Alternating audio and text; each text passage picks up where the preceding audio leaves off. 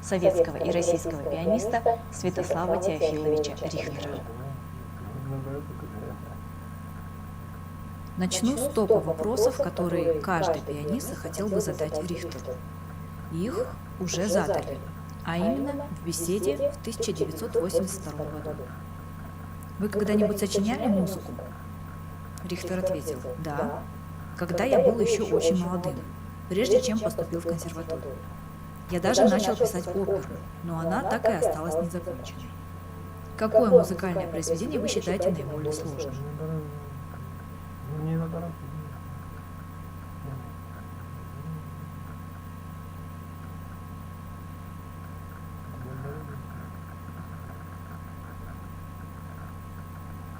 Сонату Бетховена, опус 106. Я считаю также, что прелюдии и фуги Шостаковича содержат очень много трудностей для пианиста. Ну, также Моцарт. Моцарт, пожалуй, самый трудный. У вас есть какой-то особый способ изучения произведения? Сколько часов в день вы обычно занимаетесь? Я бы не сказал. 3 часа каждый день. Кого бы вы предпочли, Горовица или Рубинштейна?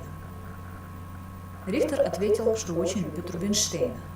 К тому же, цитирую, «Мы уже много лет крепко дружим. Но Горовиц мне тоже нравится, хотя его стиль несколько дальше от моего». Что вы думаете о той музыке, которую пишут сегодня? Есть музыка хорошая и есть музыка плохая. Но сегодня очень трудно давать какие-либо точные определения. Вот через 30 лет мы, может быть, и сможем что-нибудь сказать. Какую музыку вы любите больше всего?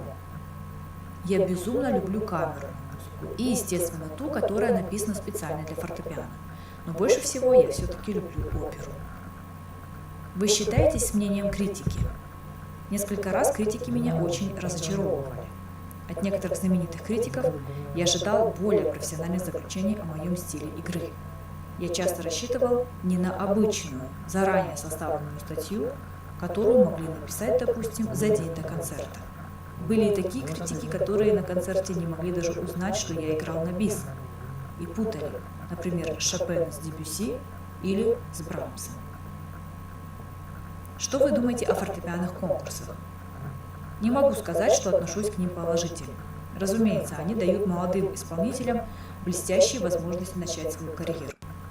Но члены жюри, которые иногда вынуждены слушать 20 раз подряд одну и ту же пьесу, не могут высказать объективное мнение. Есть какой-нибудь исполнитель прошлого, который вас очень интересует? Очень трудно ответить на ваш вопрос. Я боюсь забыть какое-нибудь имя. Я назвал бы прежде всего Рахманинова. Beaucoup de personnes ne le savent pas, mais le meilleur moyen de gagner de l'argent dans les cryptos n'est pas d'aller analyser les cryptos une par une, ce n'est pas non plus d'éplucher toute l'actualité ou... Заканчивая консерваторию, Святослав Рихтер должен был получить диплом с отличием. Однако этому мешала плохая успеваемость по марксизму-ленинизму. На экзамене по этому предмету преподаватели попросили задать Рихтеру самый легкий вопрос. И его спросили, кто такой Карл Маркс. Рихтер ответил: кажется, социалист-утопист. Рихтер вспоминал, цитирую: «У меня, может быть, несколько необычно сложилась музыкальная жизнь. По существу я очень мало занимался музыкой в учебном плане, мало учился, почти не брал уроков музыки. Я приехал в Москву, поступил в консерваторию, занимался с Генрихом Густавовичем Нейгаузом. а до этого все шло как-то самотеком. Тем, что я стал музыкантом, я обязан главным образом своему отцу.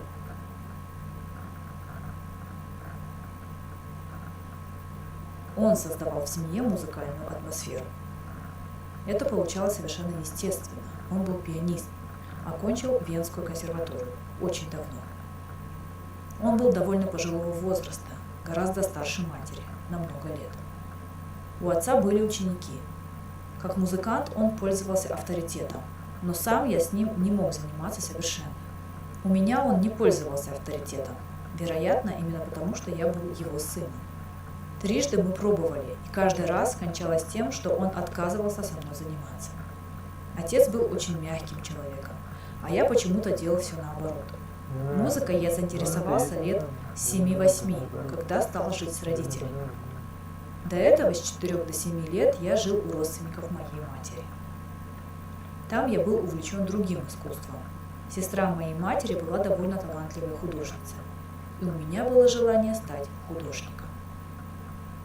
На вопрос, кто ваш любимый композитор, Рихтер однажды ответил так. Тот, который совсем не писал фортепианную музыку. Вагнер. Вагнер перешагнул рамки своего профессионализма.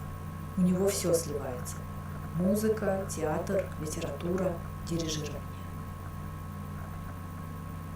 Как-то министр культуры пожаловалась Рихтеру на Ростроповича. Мол, у него на даче живет опальный Солженицын. Рихтер ее горячо поддержал, согласившись, что это безобразие. У Мстислава ужасно тесная дача. Солженицыну лучше жить у самого Рихтера. Пианист просто не знал, что такое высказывание может быть очень опасно. На первом конкурсе имени Чайковского Святослав Рихтер поставил пан Клиберну 25 баллов, а остальным участникам 0. С тех пор его в жюри не приглашали. Рихтер часто играл на роялях Ямаха. Он впервые познакомился с ними в 1969 году в Падуе.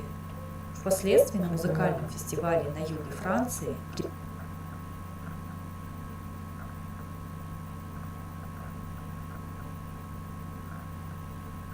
Рихтер, выбирая из роялей разных брендов, остановил свой выбор на Ямахе, сказав без колебаний «вот этот рояль». В 1970 году Рихтер впервые посетил Японию, чтобы принять участие во Всемирной выставке в Осаке. Все газеты писали о его решении играть на рояле Ямаха на всех своих концертах. Впоследствии он начал запрашивать фортепиано Ямаха для выступлений не только в Японии, но и для всех своих европейских туров. Вот что Рихтер говорил о фортепиано Ямаха. Цитирую. «Только по-настоящему хороший рояль позволяет выразить глубину души пианиста. В роялях Ямаха заложена невероятная смесь эмоций, отзывчивости и технического совершенства. И поэтому я люблю эти инструменты». О личной жизни Рихтер не рассказывал ничего, хотя о его ориентации ходили небезопасные слухи для гражданина СССР. Музыкант был женат на оперной певице Нине Дорлиак, отношения с которой начались с того, что Святослав предложил ей выступить вместе. Впоследствии пара зарегистрировала брак, в котором Рихтер и Дорлиак прожили 50 лет. Однако на пересуды это никак не повлияло. Так Вера Прохорова, с которой музыкант дружил много десятков лет, в воспоминаниях и интервью утверждала, что брак был фиктивным, ведь отношения между супругами были далеки от стандартов. Они спали в разных комнатах, обращались друг к другу исключительно на «вы», и детей у них не было. Рихтера часто называли первооткрывателем в области музыки. Он неоднократно выносил на свои выступления сочинения, которые не пользовались особой популярностью. И только после него их начинали играть и другие пианисты. Так было, например, с Шубертом и Мисковским. Сегодня это покажется дикостью, но полвека назад Рихтера спрашивали, цитирую, «Зачем вы играете Шуберта? Шумана надо играть». На что он отвечал так: «Я играю то, что мне нравится, и раз мне это нравится, то и публика слушает с интересом». Однажды ночью Нина Дорлиак пожаловалась Рихтеру: «Никак мне не забыть, как вы на медни, милый Слава, играя Моцарта, промазали октаву. Я тихо ахнула, застряв в пространстве пауз. И не беспочвенно. В углу сидел Нейгаус. Он был рассержен и взволнованно краснея, страдал за вас и за Вольфганга Амадея. И Святослав Рихтер ей ответил полусонно. Дружочек, свет моих триолей, Нина Львовна, я помню этот такт и ту октаву. Пусть не по нотам, но там сыграно на славу. Скажу вам больше, ходят слухи, что лет 200 назад сам Моцарт мазал в этом месте. Поэтому, Нино, не будем строги. Мы тоже люди, хоть естественны и боги. Мораль сей басни такова: мажьте смело. Stopp! Hast du schon mal daran gedacht, mit Webseiten Geld zu verdienen? Wenn nicht, dann gehörst du wahrscheinlich auch nicht. Рихтер последние 2 года не расставался с объемистым кожаным портфелем. В ту пору он уже не концертировал, но не оставлял надежды вернуться на сцену. В том портфеле были специально отобранные им на тот момент ноты. Там же лежал исписанный рукой Рихтера листок с несколькими его афоризмами. Среди них были такие: играть с удовольствием, ждать тихо перехода количества в качество, иметь всегда перед собой ноты.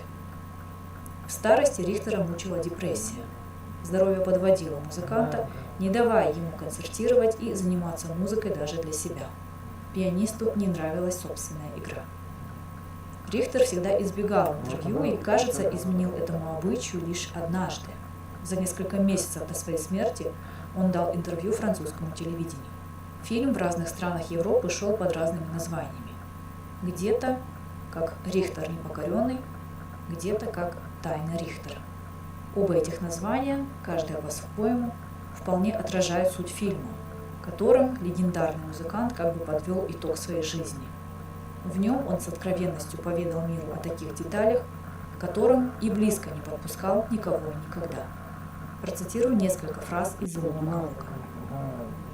«Я не играю для публики, я играю для себя. И чем лучше играю для себя, тем лучше воспринимает концерты публика. Самое трудное и важное в музыке – это пианиссимо. Я обычно играл 3 часа в день. Занимался, но когда надо было срочно что-то выучить, то играл по 10-12 часов. Но это не часто. Это неправда, что я много занимался. У меня было 80 концертных программ. Я их играл наизусть, а однажды подумал, надо внимательно смотреть в ноты, тогда будешь играть как написано. И стал играть по нотам. Сейчас в концертной жизни все изменилось. Заранее составляются планы, а я ненавижу всю эту планировку. Сейчас ты в форме, а завтра все сорвется. Я готов сыграть и в школе без гонорара. Играю в маленьких залах без денег, мне все равно. Сейчас я старый человек. Я бы хотел играть Скарлатти, Шонберга, но уже нет сил. Прокофьев больше всего любил Гайдна. Я тоже. Он какой-то свежий. Я люблю Гайдна больше, чем Моцарта. Сил мало, хотя вот недавно выучил 2-й концерт Сен-Санса. Я его очень боялся. Для старого человека неплохо. Я ведь человек холодный, несмотря на весь мой темперамент. Себя я хорошо знаю. Есть вещи, которые мешают не в музыке, а в жизни. Я себе не нравлюсь. Все. После нескольких лет жизни в Париже, в 1997 году, Рихтер вернулся в Россию. Он умер 1 августа 1997 года, меньше чем через месяц после возвращения. Причиной смерти стал сердечный приступ. А последними словами великого пианиста стала фраза «Я очень устал». Спасибо, что посмотрели. Если у вас есть какие-нибудь вопросы, оставляйте их внизу, и по возможности на них отвечу. Подписывайтесь на мой канал, ставьте лайки, если информация оказалась для вас полезной и интересной. Всем пока!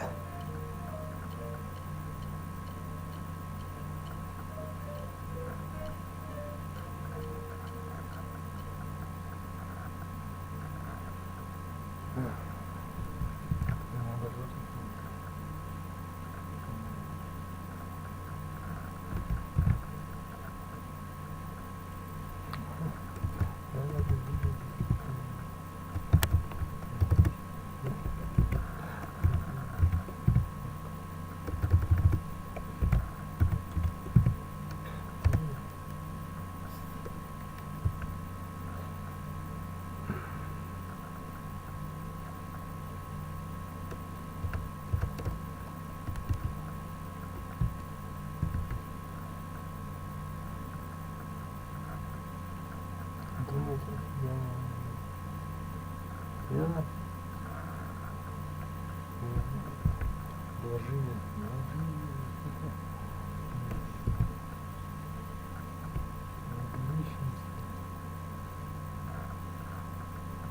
deep red packaging like this, it feels premium, but I guess you'd expect that for $28,000. Okay, so Caviar normally have an inner box inside of this outer box. Yes. Oh, that's even nicer. Anyways, moment of truth. 3, 2, 1. Holy. It's so cool. I love dragons. Oh, I love the colour scheme. We have a gold letter. Oh, a whole bunch of letters. That's awesome. So this is a certificate for all the gold line, international warranty. There's a guide on how to use it. 3 boxes inside. So the first one is a plain white cable. The middle one, plain white charging brick. Then, the final one, plain white earbuds. I don't think an Emperor would be impressed. And then you've got a SIM ejector tool, which is made of gold. And then this is a tool you actually need to work the back of the phone. What do we have here? So, it starts with red composite stone to mimic the features of the red planet. The black parts are titanium, with apparently a PVD coating for extra strength. Drop test? It also apparently, just like the shoes, has a fragment from Mars in it. Again, I say apparently just because I'm not a geologist. I've got no way of confirming, but that is what they say. The dragon is 18 karat gold. And get this, all of the frames are double plated in 24 karat gold. And then you've got this enormous thing. I swear this phone is just a portable jewelry cabinet. This is a mechanical watch with a built-in tourbillon. Or in other words, a mechanism that allows it to ignore the effects of gravity. It is ludicrously extra, especially for a device that literally tells you the internet synced time on the front already. But then again, I'm probably not the target customer here. If you think about it, actually, this is basically an extreme China phone. It's based on a Chinese device, the Huawei Mate 40 Pro, which was also selected because of its lunar ring circular camera module. The phone, as well as the entire packaging, is red and gold, which are 2 colors that when combined together in Chinese culture, symbolize good fortune. It's got what looks an awful lot like a Chinese dragon, and on top of all that, if you look carefully, you'll see that the watch face, as well as the camera module, they paired together to make the number 8, which is considered to be the luckiest number by the Chinese. And to top the whole thing off, there are only 8 of these being made, and this is number 1.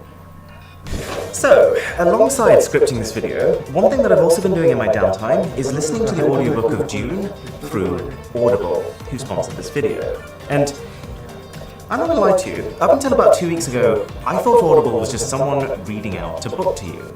But it isn't. It's like experiencing a 20-hour movie. There's a cast list, there's different people reading the lines of different characters, so you get a proper feel for who's who, and there's like an entire soundtrack that ramps up in the big moments and then peters down in the slow ones. The key word was maker. Maker. Maker. There is a ridiculous amount of content here on every genre of audiobook, and I'm like proper impressed that before you even commit to one of them, you can see a 3-tiered rating system based on other users' feedback. So, if you want to check it out, head to audible.com/MrWho'sTheBoss, or you can actually text Mr. Who's the Boss to 500 to get 1 free audiobook, a 30-day free trial, and access to the Plus catalogue. To check out my previous ridiculously priced unboxing, that's here. Or to see why I'm worried about the future of humanity, that video is here. My name is Aaron, this is Mr. Who's the Boss.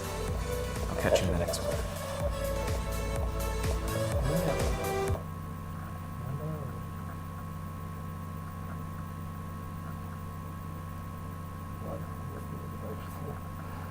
Онлайн-заработок, пассивный доход от $350 ежемесячно, работа с любой точки планеты даже в карантин, ответ на все эти вопросы – инвестиционная платформа «Газпром». Все ресурсы... Let's get one thing out of the way. I don't think I've ever seen a company make as big of a hardware improvement to their smartphone cameras as Google has just done with this Pixel 6 Pro. They've addressed a lot of their previous phones' weaknesses, whilst at the same time apparently taking their strengths to a whole new level. So, through 12 short categories, we're going to see if it's enough to beat the current joint camera champion, the iPhone 13 Pro. Spoiler alert, there is a major problem here. So let's...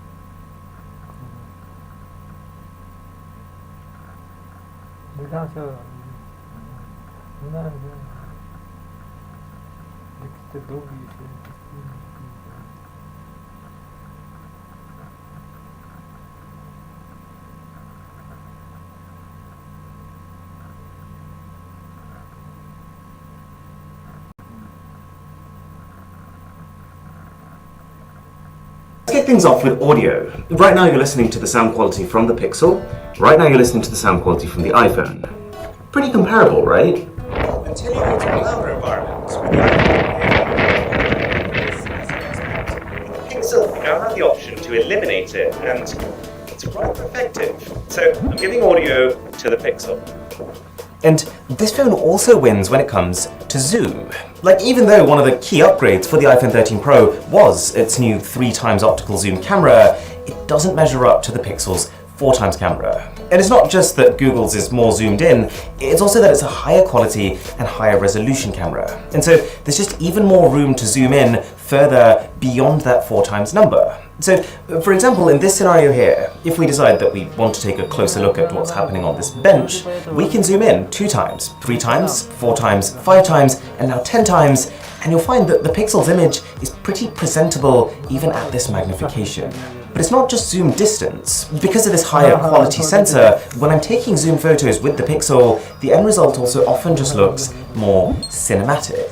I'd say the only time when the iPhone will win at zoom shots is when you're specifically taking them in between 3x and 4x magnification, because that'll be just enough zoom for the iPhone zoom lens to activate, and not quite enough for the Pixel's one to activate. Pretty niche scenario though. And I remember at this point in my testing, I was becoming so confident in this Pixel's camera, more so than I think I've ever been for an Android phone at launch, that I thought, let's try it against something that the iPhone is known to excel at. Portrait mode.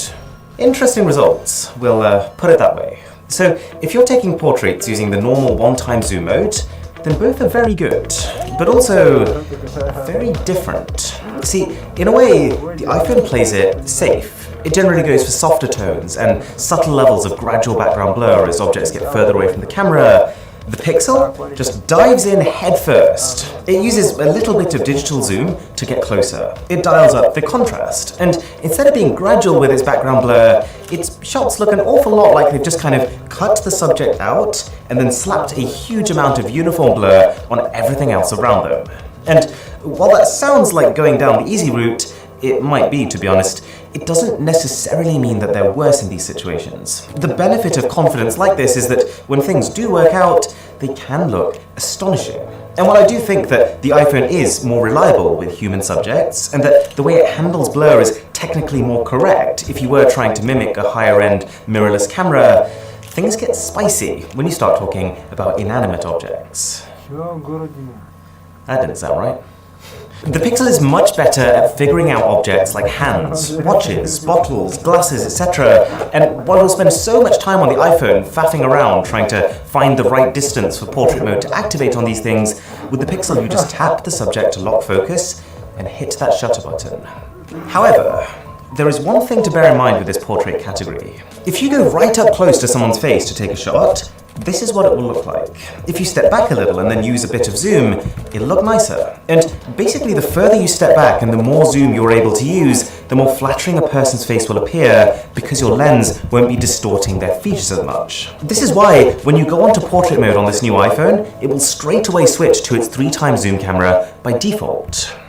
But this is one of the downsides of the Pixel because it doesn't let you, instead only allowing you to use digital zoom from its main camera, which you won't want to do because it's going to wreck your quality. It feels like a glaring oversight, especially given how good the Pixel zoom camera is. And without it, when you allow the iPhone to take portraits with its 3x zoom camera, it definitely gains back some points in how it allows for more realistic and flattering proportions. So, I'm giving portraits a draw overall. Oh yeah, and thanks to Rhino Shield for sponsoring this video. And speaking of glaring oversights, I'm kind of surprised to see that Google also skipped the macro feature. Pretty much every major flagship phone this year, Samsung, Apple, Oppo, Vivo, when you bring these phones close to an object, they will automatically detect this proximity and switch to their ultra-wide cameras, which have now been given the ability to focus really close.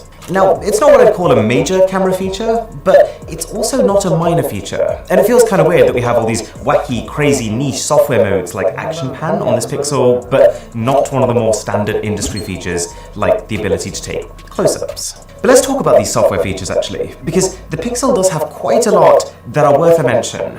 Yes, it misses out on the macro mode that the iPhone has, which also includes macro videos as well as macro photos. And it doesn't have anything close to Apple's cinematic mode, which is not perfect, but good enough to be able to simulate a much higher-end video camera as far as an average consumer is concerned. However, it's got 4 different stabilization modes. Apple has 1.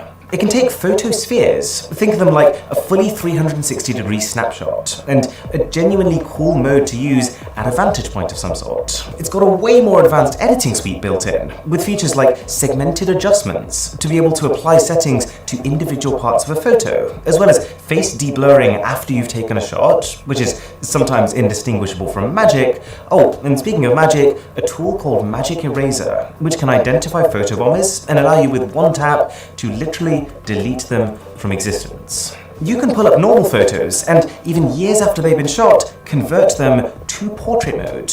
Plus also 2 new features called Action Pan and Long Exposure. They're both made to be used for when you're shooting moving objects, and they're kind of polar opposites of each other. Action Pan tracks the object, thus blurring the background behind them as they move.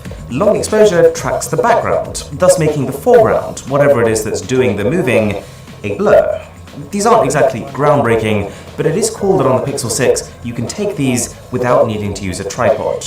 These are both really smart cameras. Both can recognize and copy text from a photo you take. Both can identify faces and all that jazz, but I'll give the software features category slightly to the Google phone, just because of its options. Like, here is a photo made using that Magic Eraser tool. It's technically possible to do a similar thing on the iPhone through advanced third-party software, but the Pixel makes it easy and instant. And speaking of Magic, if you are enjoying this video, then a sub to the channel would be spellbinding. How do I get back? So, I mentioned that this Pixel has no less than 4 different stabilization modes, but how are they? Well, in its default setting, I've spent hours combing through footage of these 2 side-by-side walking, and I would say the Pixel has a tiny bit of jitteriness to it, but for the most part, it's pretty comparable to the iPhone. But this Pixel, it gives me the distinct impression that all of the effort has been concentrated into a few key areas. Because if you try something different, for example, if you switch to the ultra-wide camera, the stabilization kind of sucks. You get weird artifacts every single time you take a step. The Pixel does have a separate mode for heavy movement, but to be honest, that creates so much compression that I can't think of a situation where I'd rather have that than just bouncier video. It's the greater of 2 evils. And I get the same feeling with this locked stabilization feature. So the idea is that it will digitally zoom into the center of your frame and then use all that extra information around the center to keep the video still, even if you shake the camera. Like, this is handheld footage. But beyond that very first moment of, oh, that is very stabilized, it also feels like a half-baked idea. Because if anyone was that serious about having perfectly rock-steady footage, then surely they would hate the idea of using 2x digital zoom, which completely crushes the video quality. That said, I do like the fourth stabilization mode, Cinematic Pan, which captures pretty high quality 4K footage at a high frame rate, which allows it to then slow itself down and add extra image stabilization after you've taken it, till you get an output that looks like this. It's a fun feature, and it works pretty well. So overall, I'd say stabilization between these two phones is about a draw. But okay, time to answer the big questions. Like, how does this new Pixel 6 Pro, the biggest jump in Pixel history, take normal photos? Because for maybe the first time ever, we actually have some powerful hardware here. Like, while the iPhone 13 Pro's main camera is a medium-sized sensor with a 12-megapixel resolution, the Pixel has a relatively large sensor with a 50-megapixel resolution. Well, I am happy to report that for the most part, it uses it extremely well to create, yes, better photos than the iPhone. So, for starters, this phone is a dynamic range king. It doesn't seem to matter how brutal the lighting conditions are, against all odds, it will churn out an evenly exposed image. It'll almost definitely capture more of the bright areas in the sky, even though the iPhone is pretty good at this in those fringe scenarios where it falls apart. The Pixel is ready and waiting to pick up the slack. And you remember that face unblur feature I mentioned, right? That can be made to work in the background, such that you can almost ensure faces will be sharp. It seems to rely on good lighting, but as long as you have that, you won't ever get a blurry face again. Plus, of course, bigger sensor means a little bit of extra natural background blur. And the last thing I'll mention is that Google made quite a big deal about real tone on this phone, being able to accurately capture the full range of skin tones, as they should be. And to give them credit, this phone does represent my skin nicely. There's a little bit of warmth to skin tones that I do feel is neglected on the iPhone. So on one hand, props to Google. The fundamentals for photos, they are just really strong here. But using both of these side by side also makes it clear how the iPhone does a lot of the smaller things better. For example, its ultra-wide camera is significantly wider. You know how like the iPhone's ultra-wide is the equivalent of 0.5 times zoom, the Pixel's is only 0.7 times, which, to be honest, I hesitate to call ultra-wide. Secondly, you might be under the impression that because the Pixel has a 50-megapixel resolution versus Apple's 12, that it will absolutely demolish it in detail. But the truth of it is, there is no option at all to actually take full-res 50-megapixel photos, and it's about on par most of the time with detail. It can sometimes lift out information that the iPhone fails to, but equally quite often, you'll just get the impression that Apple knows what it's doing with every single pixel, and that the actual Pixel doesn't. The iPhone is also a little more consistent between its lenses. With the Pixel, you feel a noticeable shift in quality and color reproduction as you bounce back and forth between main and ultra-wide. And it's also more consistent with other devices. If I send one of my Pixel photos to another phone or computer, it feels like there's a significant disconnect between how it'll look. The iPhone has different photographic styles, although minor point because, to be honest, I don't think any of them fundamentally change the style. But what you do really notice is how its user interface is smoother. Most obvious when zooming in and out of things, the Pixel feels unfinished by comparison. And on that note, also not particularly well thought out. When you're using the iPhone camera, it's very clear that it's been designed such that you can do almost everything that you want to with just one thumb. And anything you have to click appears within this small section of your screen where your thumb would naturally rest. Not so on the Google phone. There's more reaching involved at the bottom. There's a bunch of menus that sit in the middle of the screen for some reason, and as great as they are, you pretty much can't use these image adjustment sliders without using two hands. Long story short, I prefer the Pixel's photos about 60% of the time if you look at the results in isolation, but you would probably have an easier, more reliable experience taking those photos on the iPhone. What about nighttime though? This is actually the battle that I most wanted to see. Because if you watch my comparison between the iPhone and Samsung Galaxy S21 Ultra, I came to the conclusion that even with technically inferior hardware, this iPhone's night mode software is so proficient that its photos were reliably better than Samsung's thick boy 108 megapixel camera. Well, my very first impression of the Pixel was not positive. I mean, you pull this phone out in the dark and your entire screen is just covered in graininess. It looks severely unpolished next to the iPhone, and the issue is only exacerbated when you try the weaker ultrawide camera. However, its processing is very strong. Pixel 6 Pro night photos look kind of terrible up until a few seconds after capture where the image processing kicks in, and then they're some of the best you can get. In most cityscapes and outdoor environments, these two phones are neck and neck. Supremely detailed given the lack of light, with the main difference being that the iPhone shots are grungier, grittier and darker, whereas the Pixels are brighter and smoother. And the reason for that is that this phone spends way longer capturing.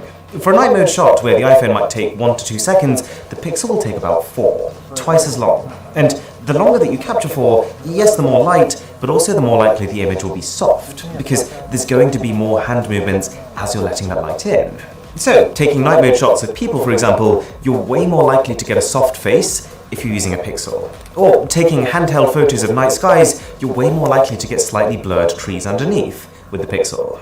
Also, this could be another side effect of longer capture times and leaning more on processing to put the end product together, but the Pixel's colors are quite unpredictable. Sometimes in cityscapes, I'm looking at this like, where did these red and blue hues come from? But then other times I'm in pitch black and it pulls out a color-corrected miracle like this. And if you look carefully, this is a better quality photo than what the iPhone's done. Or for example, this is roughly what a scene looked like to my eyes. And this is what the Pixel managed to pump out. The image is heavily processed, but in this case, I'm not complaining, because that processing has allowed it to achieve an image that I'd be pretty proud of. And it's a similar story with the ultra-wide cameras too. The detail levels are still pretty similar between both phones. Remember, the iPhone is still the wider of the two, but because of how liberally the Pixel handles color, its results swing from holy cow, that's incredible, to holy cow, that's not what the scene looked like. At all. But there is one thing that Google knows how to do well, and that's astrophotography. Even Google's budget phones from previous years could take stellar photos of the night sky, thanks mostly to software. So now equipped with better hardware that's many times more capable, I'm about to blow your mind here, it's better. If you stabilize this Pixel on a tripod and point it up, it will allow you to capture for a long period of time. It will optimize for star coverage and voila! It wipes the